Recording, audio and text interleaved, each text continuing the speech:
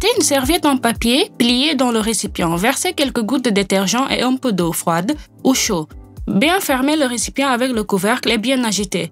Le conteneur est maintenant propre. Je vous conseille de conserver les céréales et la farine apportées du magasin au congélateur pendant au moins 1 à 2 jours afin qu'aucun insecte ne se déclarera. Dans un moule, vous pouvez faire cuire 2 types de biscuits, à la fois au chocolat et au citron. Il ne reste plus qu'à faire cuire le biscuit. La moitié d'un gros oignon se conserve parfaitement frais très longtemps. Il suffit de graisser sa surface d'une fine couche de beurre et de la mettre au réfrigérateur. Saviez-vous que vous pouvez conserver l'ail même dans un sac en plastique? Il vous suffit d'ajouter du sel et un peu de feuilles de thé à l'ail. Conservez dans un endroit sec et frais. De cette façon, l'ail reste frais pendant longtemps. À l'aide d'une telle grille, un paquet de beurre peut être rapidement et facilement divisé en parties égales. Chacun de ces barres pèse environ 5 grammes, ce qui est très pratique. Enveloppez le beurre dans du papier sulfurisé et placez-le dans un récipient. Vous pouvez conserver aussi bien au réfrigérateur qu'au congélateur. Il est très pratique de lubrifier des moules avec une telle huile portionnée enveloppée dans du papier. Les mains ne se salissent pas et l'huile se consomme avec parcimonie.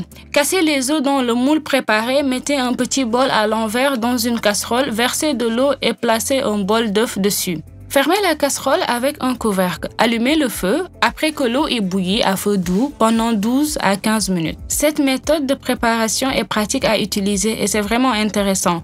Lors de la préparation de salade où vous avez besoin de beaucoup d'œufs, cela vous fera gagner du temps et des efforts pour ne pas peler les œufs durs. Ajoutez le saumon rose en conserve, l'oignon finement haché, le persil et l'aneth aux œufs hachés, ainsi que du sel, du poivre et du paprika fumé. Pour la vinaigrette, mélangez du yaourt nature, un peu de mayonnaise maison et de la moutarde non épicée.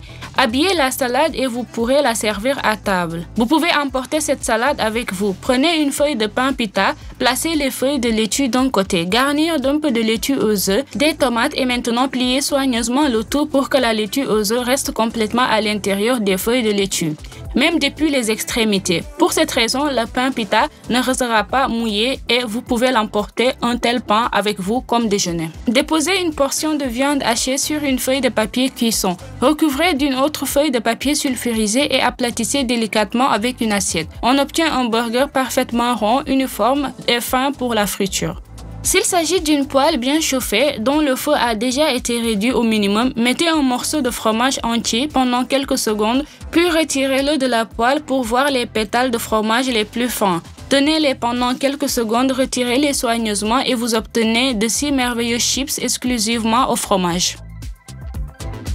Ajoutez le miel au jus de carotte fraîchement pressé. Vous obtiendrez un merveilleux remède naturel contre la toux, qui peut être prise sous sa forme pure ou mélangée avec du lait chaud. C'est savoureux et sain.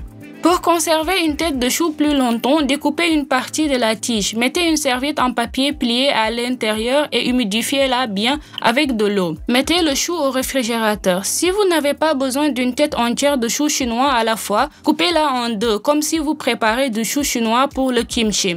Déchirez ensuite avec vos mains, vous ne verrez aucun petit morceau de feuille. De même, divisez la moitié en 2 autres parties. Pour presser le jus d'une grenade entière, pétrissez-la bien avec vos doigts. Roulez-la sur une table ou une planche et après avoir fait un petit trou, pressez-la dans une tasse. Le jus coule en un mince filet, rien ne s'éclabousse et la peau de grenade avec les graines reste une.